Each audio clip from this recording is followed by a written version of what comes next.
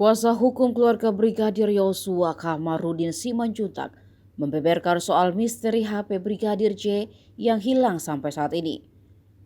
Seperti diketahui, HP Brigadir J hilang sejak pembunuhan dan masih tak diketahui keberadaannya. Tak putus asa, Kamarudin pernah melacak HP Brigadir Yosua yang hilang lewat aplikasi Get Contact di sejumlah ponsel yang disita polisi. Ternyata Kamarudin syok karena isinya sudah dihapus semua. Kamarudin juga menduga bahwa nomor telepon pada HP yang dikuasai oleh polisi sebelumnya sudah banyak yang dihapus.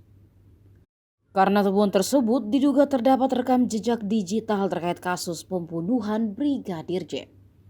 Kamarudin pun mempertanyakan kenapa menghapus semua isi handphone itu. Sebelumnya Rosti Simanjuntak meminta kepada terdakwa Putri Chandrawati untuk mengembalikan ponsel milik Brigadir J di persidangan. Namun menurut pengacara Putri Chandrawati, Febri Diansyah mengatakan jika HP Brigadir Yosua yang hilang itu sudah berada di tim penyidik atau jaksa penuntut umum.